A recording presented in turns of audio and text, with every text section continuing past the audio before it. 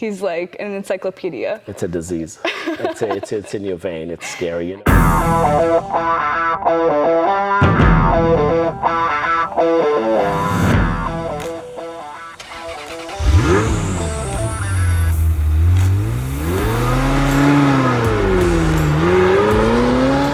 Hey guys, today we're gonna do a little more in-depth of the story of Fusion. And I brought my daughter that works with us, Shailee, and she's gonna actually interview me and ask me the questions where Fusion all started and the whole history of my love for vehicles. So Shailee, go ahead, let's start. Hi everyone, I'm honored to be here. I think it would just be helpful for everybody to get to know the story behind what makes Fusion Fusion and the family we have here. So maybe we can just start with your love for cars. Well, you know already the love that I have for cars, but it actually started when I was a young kid. I used to make my dad drive on the slow lane in the freeway so I could look at the headlights and guess what kind of car it is. So I was always obsessed with cars as a young boy.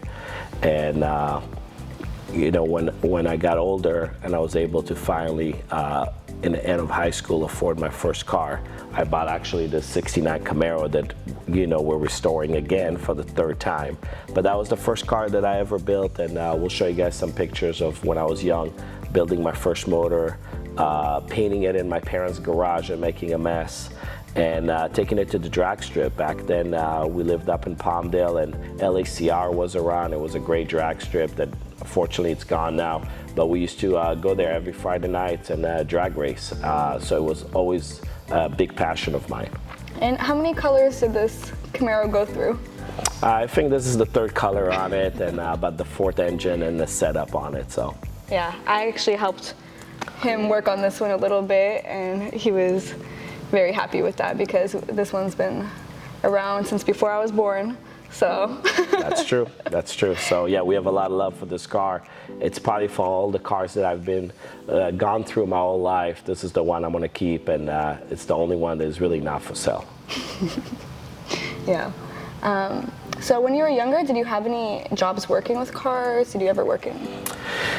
So when I was in high school, I took auto shop, and that's why I started getting more technical on that. And then from there, I got a job. Actually, I went into a place called Big Brake Safety Center up in Palmdale, and I think the guy's name was Red and Ed. It was a father and son, and really nice guys. And I walked in and I said, hey, I don't have a lot of experience, but I want a job. I'll sweep the floors. I'll do whatever it takes. And they gave me an opportunity, and we did a lot of front end brakes and things like that, and they taught me great fundamentals, and I really, until today, I appreciate those guys for helping me with that.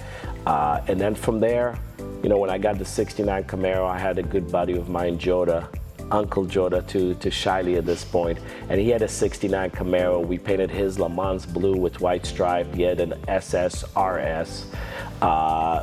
And we built both cars together, and he had way more experience than me building cars, and he taught me a lot. And from there, you know, we just kept playing with cars. Yeah. I also remember you had your motorcycle phase, and my mom didn't like that very much, but I feel like my sisters and I always coming to the garage, spending time with you and the cars, it's definitely a core memory for us. Yeah, it was great. You know, just having the kids come in the garage, it was really a place for me after working so many hours at a normal job, is to get in the home, go in the garage, and it really lets me relax. It was like my hideaway to go work on cars, and having the girls there helping me, it was a wonderful thing. Yeah. So what's the story of Fusion? So, you know, Fusion, we started Fusion in 2010. And Fusion started almost like a hobby shop where, you know, we started doing some repairs and things like that. And then I was storing some of my cars. And then it started growing from there. And then we got a dealer license, I think, in 2012, and said, let's start selling some cars. And it just kept growing and growing. And now, you know, we have 74,000 square feet of facilities. And really the idea of my background being in manufacturing was, let's not have the bottlenecks. Let's try to control our own destiny. So we were lucky enough to be able to afford the facility and bring everything in-house, from upholstery, from paint, from metalwork, from final assembly, and do everything in house. And then then we got introduced to Eleanor. I can't even remember when I first learned about Eleanor. I just always remember Eleanor when I was younger. So how did you fall in love with Eleanor? Well, Eleanor, I fell in love with Eleanor before I fell in love with you. So Eleanor was in 2000, before you were born. Well, right around the same time, you guys are the same age. I was watching the movie, and I remember when they went in the underground garage and started up the car. And I think it was a building in Long Beach. And I sat on the edge of the chair, and I said, wow, what kind of car is that? And I just fell in love with it instantly. And actually around 2002, I actually bought an Eleanor from another builder. Yeah. It was a builder in Texas that was building them. So I had an Eleanor. Yeah, I had Eleanor. Yeah, number 8 was my Eleanor. And I worked on that and had to fix a lot of stuff on that car. And I loved the car. And then years later, after we opened Fusion, I think around 2012 or so, a mutual friend introduced me to Denise that owns all the rights to the Eleanors. And we started talking, we really connected, and she gave me the exclusivity to start building the Eleanors at the time. And it was a great experience. We started building them, and I was able to really take the level of the build to the next level. And we're still doing it, introducing more carbon to the car, making it lighter, suspension, chassis, and we'll show that obviously on the channel. They'll be able to see what we're doing and how we do in-depth build of the Eleanors. Yeah, and Dad, I never asked you this, but how was it to build our very first Eleanor before you had all the framework down? It was, you know what, it was a challenge, but it was very exciting, but it taught me a lot about the aftermarket, materials that are available out there.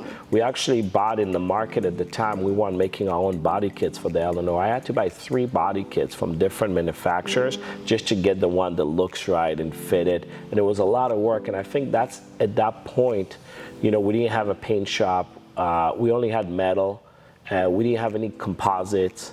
And at that point, I realized that if I really want to build this car and get it to the quality that I'm wanting it to have out there, I'm going to have to bring everything in-house and control that. And that's how actually our carbon fiber department started, is with the Eleanors, because we couldn't find a kit that fit really good. It was all fiberglass. We had a lot of fitment issues with them. And I said, well, I want to make a kit. I want to make my own kit. I want to make it fit perfect. And then we started doing that. And I said, well, I'm not going to make it out of fiberglass. Then we learned how to make carbon. And today, you guys will, see on the channel how big the carbon division got. Never settle. If you can't get the right part, you have to do it yourself. Yes, and that's what we are. We are building a lot of our own parts. Yeah. We're trying to make most of this car right here in Los Angeles, so it's super exciting.